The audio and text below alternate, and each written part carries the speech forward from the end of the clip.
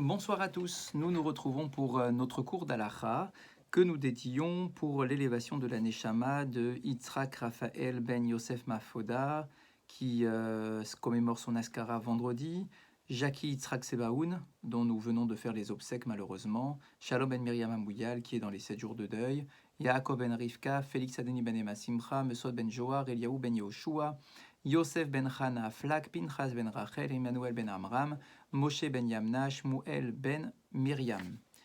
Sarah Rosette bat Donna, Lucette Myriam bat Rachel, Mesoda bat Oraïda, Myriam bat Alia, Chaya bat Ida. Et pour la Refoua Shelema de Nathan ben Moshe, David ben Tzvia, et Lazare, Camus Ephraim ben Mazal ben Aïs et Yosef Aaron ben Rachel. Et pour la Refoua Shelema de tous les malades du peuple d'Israël. Nous sommes toujours sur nos halachot, sur donc le Shabbat, et nous sommes en train de parler des Adlakat Nerot, donc de la mitzvah d'allumer les Nerot du Shabbat. Il pose ce soir une question intéressante, de savoir, Beshat Hatzorer, lorsque l'on ne peut pas allumer nos veilleuses habituelles, est-ce que l'on peut réaliser la mitzvah de la Adlakat Nerot en allumant l'électricité? C'est quand même une question très très intéressante. Est-ce que finalement l'électricité peut remplacer les lumières du Shabbat, les nérotes du Shabbat? Alors il nous dit comme cela. Efchar le Kayem, oui, il est possible de réaliser la mitzvah de la Adlakat Nerot avec sa bracha, j'ai bien dit avec la bracha, en allumant une ampoule à filament. Attention, uniquement à filament. Shanoura Kemoner, parce qu'on va considérer que le filament est comme une mèche. Chez Ken Chut, à Materet, à Boer ou à Petila. Parce que le filament qui chauffe, qui s'enflamme, c'est comparé finalement à une mèche. Va Cheshmal ou à Shemen. Et comme si l'électricité était comparée à l'huile. Veomam Yeshobrim, Shen Yotzim Benerot Lehat. Certains disent que non, c'est un peu plus compliqué que cela et qu'on ne peut pas le faire. Oulam da'at rubam amachia chez la poskim, mais cependant, d'après la majorité des décisionnaires, efchar lekayem et à mitzvah, il est oui possible de réaliser la mitzvah en allumant donc une ampoule à incandescence. Sheken muskam la halacha, sheora cheshmal nerjav kaesh, parce qu'effectivement on considère que l'électricité est comparée au feu. C'est toute une discussion halachique par rapport au Shabbat, mais on peut effectivement aller dans ce sens. Et là, chez Mikol Makom, mutab le kayem et mitzvah liédé ad la katner, kedé la tzet yedé kulam. Maintenant, c'est sûr que si j'ai le choix, je dois garder la tradition d'allumer des nérotes avec de l'huile, avec une flamme, avec une mèche. C'est la tradition et en plus ça correspond à l'ensemble des opinions. Alors que l'électricité, même si la plupart des décisionnaires sont d'accord pour nous dire qu'une ampoule à incandescence peut être utilisée pour remplacer les nérotes du Shabbat, d'accord, mais il y a quand même certains qui ne sont pas d'accord avec cette opinion. Donc pour essayer de, premièrement, garder la tradition et deuxièmement, suivre l'ensemble des décisionnaires, alors bien évidemment que l'on doit essayer de garder, tant que possible, l'allumage des nérotes avec une bougie ou avec des mèches. Les khatrila, normalement. Voilà comment on est censé faire. Ensuite, comment fait-on lorsqu'il y a deux familles qui passent le Shabbat en même temps? Et là, effectivement, se pose la question de savoir où est-ce que j'allume les nérotes, qui allume, comment est-ce que ça fonctionne? Lorsqu'une famille est invitée chez une autre famille, chez des amis. Yeshomrim, Sherak Baalat Habayit, Tadlik Nerot Bivracha. Certains nous disent que c'est uniquement la maîtresse de maison, donc celle qui accueille, qui allumera les nérotes avec la bénédiction. Et que la femme invitée ne fera qu'allumer des nérotes, mais sans réciter de bracha. Mishum sheyes safek im yesh bahem tzorer, parce qu'on a une question de savoir est-ce qu'elle est obligée d'allumer dans ce cas-là. C'est un doute halachique et donc du coup dans le doute, eh bien c'est simplement la maîtresse de maison qui allume avec la bracha, l'autre femme allume mais sans bénédiction. Veken darat baal shulchan aruch, c'est d'ailleurs l'opinion du shulchan aruch. Vekar noagim bechelek miklot asfaradim, et ainsi font une partie des communautés séfarades. Ulda trov aposkim ve'arama. Mais malgré l'opinion du Shulchan Aruch, il faut savoir que d'après la plupart des décisionnaires, notamment le Rama, même la femme invitée peut allumer ses nérotes en récitant la bracha. Mishum, chez Kol Ner Nosaf, Marbet Haora, parce que chaque lumière supplémentaire que l'on allume va augmenter l'intensité lumineuse de la pièce, et donc du coup ça fait partie du Kavod Shabbat, et donc elle pourra le faire. Vekach haminag etzel kol haashkenazim. Et donc c'est ainsi effectivement la coutume dans le monde ashkénaze que la femme qui est invitée chez une autre famille fera sa bracha au moment de l'allumage. Vechelek mikelot asfaradim, il y a également une partie des communautés séfarades, malgré l'opinion du Shulchan Aruch, qui se comportent de la sorte, kedugmat olé Marocco, notamment les communautés marocaines. Les marassés. Concrètement, comment est-ce qu'on doit faire? En kayom tsorech likanes et safek hazeh. Aujourd'hui, il faut éviter de rentrer dans cette discussion halachique extrêmement technique. Mipene, shebechol bait yeshtam kama chadarim. Parce qu'aujourd'hui, on peut s'en sortir. Comment est-ce que l'on peut s'en sortir? Il y a aujourd'hui dans les maisons plusieurs pièces. Vergilim, les aksot cheder la ochim. Et lorsque j'invite une famille chez moi à passer Shabbat, en général, il y a au moins une chambre que j'offre à mes amis, à la famille que j'invite, d'accord, pour qu'ils puissent dormir, etc. Les choladeot, aochat rachaot leadik nerod bivracha. Et donc, du coup, d'après tout le monde, dans cette chambre à coucher, dans cette pièce-là, d'après tout le monde, la femme invitée pourra allumer des nérotes, donc dans la chambre à coucher, par exemple, en récitant la bénédiction. Vechen, de la même façon. Lorsque la cuisine est séparée de la salle à manger. La femme invitée pourra allumer des nérotes, ses propres nérotes, dans la cuisine, avec la bénédiction. Ve'omnam, ikar adlakat nerotu bemekom haseuda. Cependant, l'essentiel de la mitzvah de l'allumage des nérotes, c'est dans la salle à manger, là où on mange. Ulam yesh mitzvah sheyeh or mesuyam gamishar chadarim. Mais comme il y a tout de même une mitzvah qu'il y ait de la lumière dans toutes les autres pièces de la maison, la reine kasher shte mishpachot shoftot yachad. Donc, s'il y a deux familles qui vont passer le Shabbat ensemble, Tov, donc il est conseillé, et c'est effectivement beaucoup d'opinions qui vont dans ce sens-là, lorsque je passe Shabbat et que je dors chez de la famille ou chez des amis, la femme qui accueille, c'est elle qui allumera dans la salle à manger ses nérotes avec la bracha, et si moi je suis invité chez eux, eh bien j'allumerai mes nérotes à moi dans la cuisine par exemple, en récitant la bénédiction. Si ce n'est pas dans la cuisine, parce que la cuisine peut être une cuisine américaine dans laquelle il n'y a qu'un seul et même lieu, finalement, avec la salle à manger, eh bien, je pourrais tout de même allumer dans ma chambre avec la récitation de la bénédiction. Vechen. De la même façon. Là, si c'est carrément un studio, un appartement que je réserve pour mes invités, Tov, alors là, c'est évident qu'il sera conseillé que la famille invitée allumera ses nérotes avec la bénédiction dans l'appartement, dans le studio qui leur a été attribué. Mais le problème, vous allez me dire, ah oui, mais si j'allume dans le studio, je ne vais pas profiter de la lumière puisque je vais allumer, ensuite je vais partir dans la maison de celui qui m'accueille.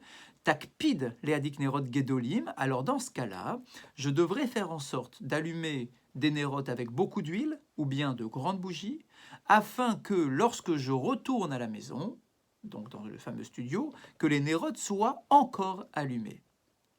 Veim tadik nerot regelim. Takpid, leishaer leyadam, ad sheyatri learshir.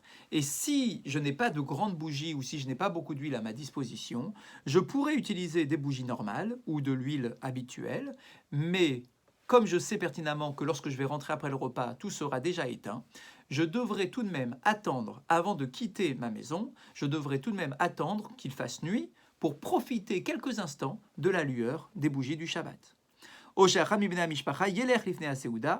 les Raot et Tanerot, ou bien, si j'étais obligé de partir tout de suite et de me retrouver chez ma famille d'accueil, qu'il y ait au moins un membre de ma famille qui retourne plus rapidement à la maison pour profiter de la lumière des Nerot.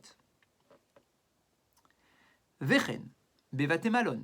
De la même façon, dans un hôtel. Imaginez un Shabbat organisé, on se retrouve tous dans un même hôtel, et donc il y a une salle à manger où tout le monde mange dans la même pièce. Tov sherak isha achat adik bivracha bechadar haochel. Il est normalement conseillé que il n'y ait qu'une seule femme qui allume ses nérotes avec la bracha dans la salle à manger de l'hôtel, ou sharanashim tedlikena bechadre hashena. Normalement, alors tout va dépendre des possibilités, mais dans l'idéal, il en faut une qui allume avec la bracha dans la salle à manger. Comme ça, dans le lieu où on mange, il y a une bracha qui a été récitée sur l'allumage. Qu'en est-il pour les autres femmes? Eh bien que chaque femme allume avec bracha dans sa chambre à coucher. Omnam, cependant, Berov Bate Amalon, dans la plupart des hôtels, Osrim, c'est interdit d'allumer des bougies de peur qu'il y ait un incendie qui se propage. Mais pourtant, toutes ces femmes-là vont vouloir allumer leur nérot. Alors, qu'est-ce que l'on fait? Alors, en général, dans la salle à manger, on met une grande table avec des dizaines de nérotes pour que chacun puisse allumer. Alors, comment est-ce que l'on fait dans ce cas-là? Les minag arbe miyotzaot séfarad. D'après les communautés séfarades, la plupart des communautés séfarades, ce sera uniquement la première femme qui allumera ses nérotes qui pourra réciter les bénédictions, la bénédiction. Et les autres femmes qui allumeront après elle pourront allumer, mais sans réciter de bénédiction, parce que ça risque d'être une bracha levatala. Alors que d'après les Ashkenazim, et aussi une petite partie des communautés séfarades, toutes les femmes pourront allumer dans la salle à manger en récitant la bracha. Yeshna odetza, on peut trouver aussi une autre façon de faire, un autre conseil. Qu'en plus de la femme qui aura allumé dans la salle à manger, eh bien on se dit, par rapport à ce qu'on a dit tout à l'heure au début du cours, que la première femme allumera donc dans la salle à manger et que les autres femmes qui n'ont pas le droit d'allumer des nérotes dans leur chambre puissent tout de même réaliser la mitzvah en allumant l'électricité à condition que ce soit des ampoules incandescentes.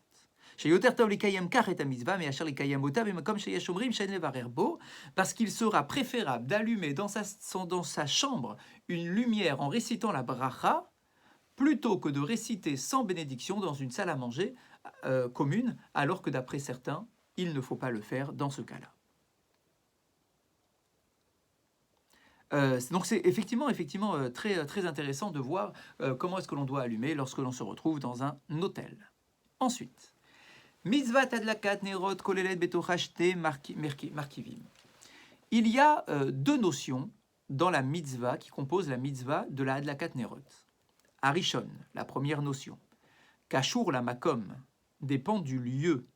Sheyehor bamakom bimkom aseuda leonek Shabbat. Comme on l'a expliqué déjà, ça dépend du lieu, c'est-à-dire que là où je suis, il doit y avoir de la lumière pour me délecter de l'esprit du Shabbat et du bien-être du Shabbat. Vechen sarir sheyehor bishara mekomot. Et de la même façon, il faut qu'il y ait de la lumière dans les autres espaces dans lesquels je vis pendant mon Shabbat. Très bien. La deuxième dimension par rapport à la Nerot, ou à Adlakat Nerot, Kashur le Adam, c'est lié à l'individu, donc non pas lié à l'endroit. Donc tout à l'heure on a dit c'est l'endroit qui nécessite d'avoir une luminosité. Là ici c'est lié à l'individu. Chez Eshlo Mitzvah, les Adlik Nerot, l'Irvot Shabbat. Ça veut dire qu'un individu doit honorer le Shabbat en allumant des Nerot. Donc ce n'est pas lié à l'endroit dans lequel il est. C'est un devoir qu'il a, lui, en tant qu'individu, de respecter l'honneur du Shabbat. Velachen.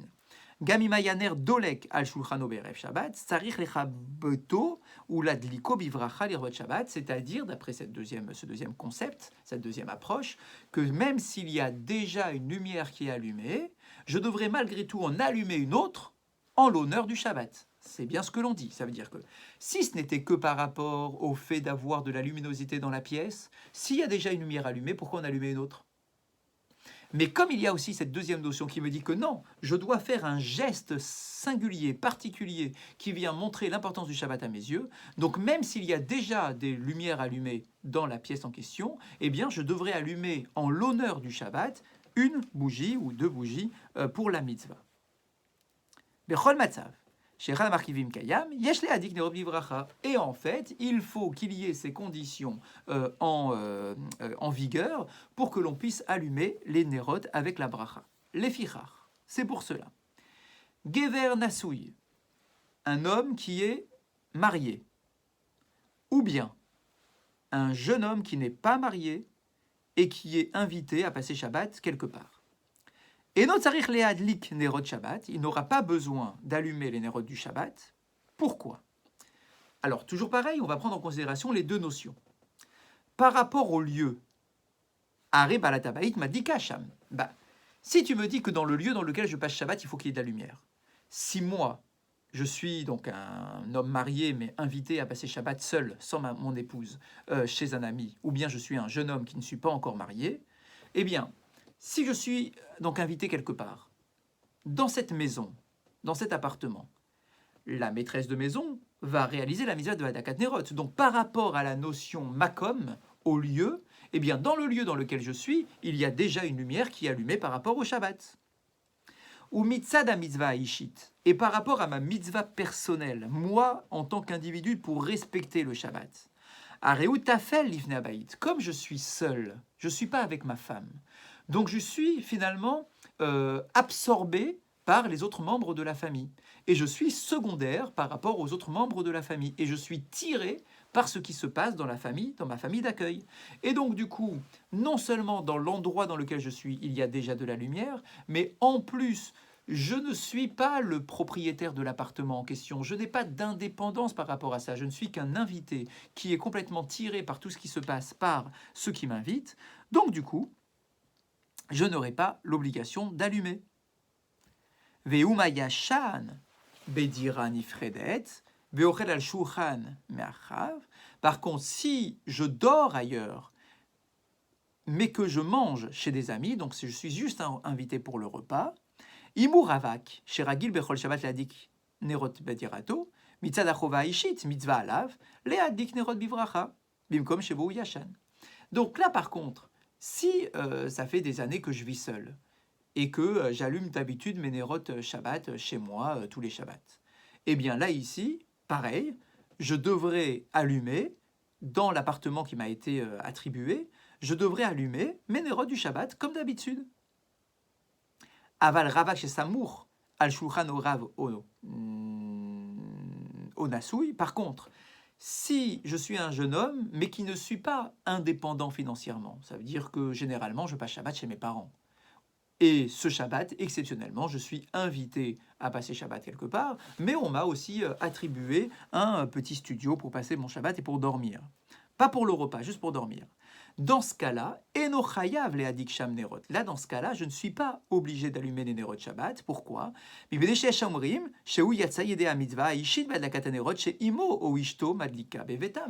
Parce que certains considèrent que, de manière générale, c'est ma mère qui, toujours, tous les Shabbats, allume les nerot. Donc là, ici, je ne suis pas à la maison parce que je suis invité chez des amis. Mais je n'ai pas à allumer mes propres nérotes parce que l'allumage que réalise ma mère va m'acquitter comme tous les autres Shabbats.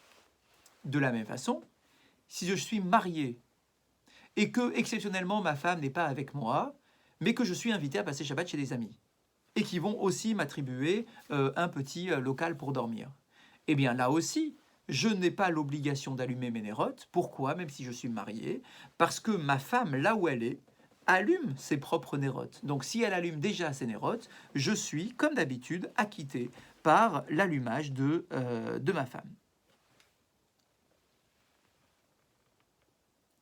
ומצד המקום הרי ממילא יש אור חשמל בדירה שבה הוא ישן, וטוב שייתן למרחב כשקל.